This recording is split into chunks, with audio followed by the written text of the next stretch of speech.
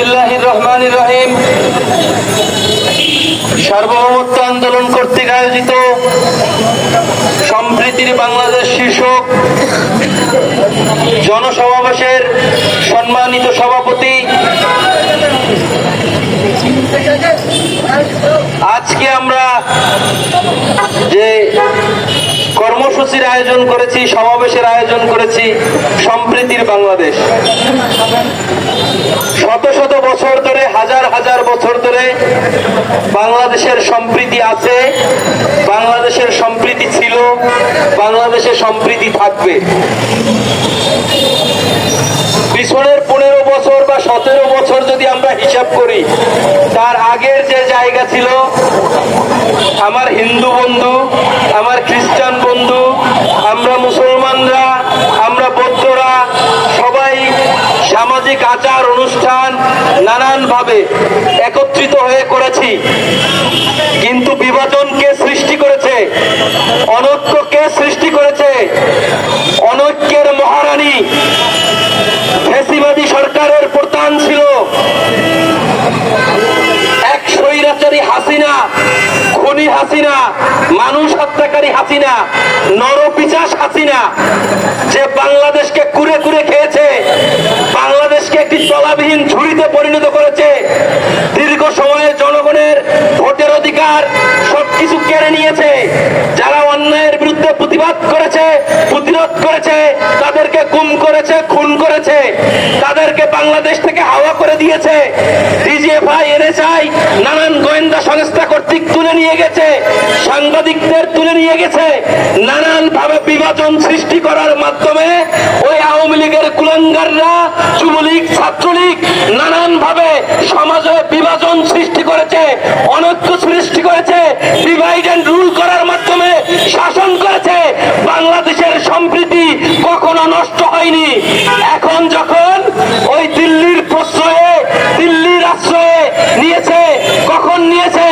বাংলাদেশের ছাত্র জনতা তাদের তাজা রক্তের বিনিময়ে রাজপথ দখলে নিয়ে এই স্বৈরাচারী হাসিনাকে এদেশ থেকে পালাতে বাধ্য করেছে। তখন ওই দিল্লির আশ্রয়ে সে নতুন করে ষড়যন্ত্রের সৃষ্টি করেছে। আপনি আর কত সম্প্রীতির বাংলাদেশ চান, যেখানে সাইফুল ইসলামকে হত্যা করার পরেও বাংলাদেশের জনগণ কোথাও কোন জায়গায় এত উস্কানির পরেও আমার কোন হিন্দু ভাইয়ের প্রতি অনাচার করেনি, অবিচার করেনি, নির্যাতন করেনি, নিপীড়ন করেনি, এমনকি হুমকি ধামকিও দেয়নি। এর চেয়ে কোথায় সম্প্রীতির দেশ আপনি পাবেন? এদেশের ষড়যন্ত্রকারীরা নানান ভাবে উস্কানি দেওয়ার মাধ্যমে আমরা দেখেছি এদেশে ষড়যন্ত্র সৃষ্টি করেছে। আমরা দেখেছি ওই কসাই মুদি বাংলাদেশকে রক্তাক্ত করার জন্য, দাঙ্গা বাজানোর জন্য কি পরিমাণ ষড়যন্ত্রের সৃষ্টি করেছে। কিন্তু বাংলাদেশের জনগণ সম্প্রীতি বজায় রেখেছে। কিভাবে রেখেছে? কারণ এই দেশে এখন খুনি হাসিনা নাই। কিন্তু আমরা বলতে চাই, খুনি হাসিনার দোসররা এখনো এই দেশে আছে। তাদেরকে যদি বিচারের আওতায় না আনা যায়, তাদেরকে যদি শাস্তির আওতায় না আনা যায়, তাদেরকে যদি গ্রেফতার করা না যায়, আপনারা ভেবেছেন তারা কি বসে থাকবে? তাদের কাছে অবৈধ টাকার শেষ নেই।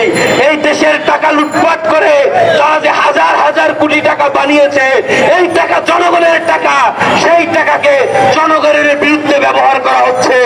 আমরা বলতে চাই, কে কত টাকা চুরি করেছে সেই টাকার হিসাব এই সরকারকে অবিলম্বে নিয়ে তাদেরকে গ্রেফতার করতে হবে।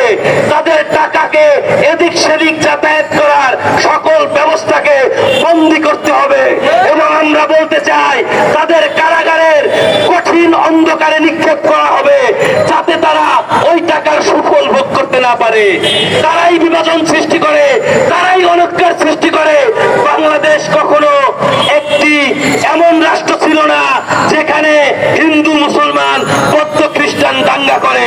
দাঙ্গাবাদ ছিল এই আওয়ামী লীগ। শুরু থেকেই বাংলাদেশের স্বাধীনতার পর থেকেই এই আওয়ামী লীগ ষড়যন্ত্র করে, চক্রান্ত করে, দিল্লির প্রেসক্রিপশনে এদেশের জনগণের মাঝে বিভাজন সৃষ্টি করে, দাঙ্গা লাগিয়ে ক্ষমতায় দেখতে চেয়েছে।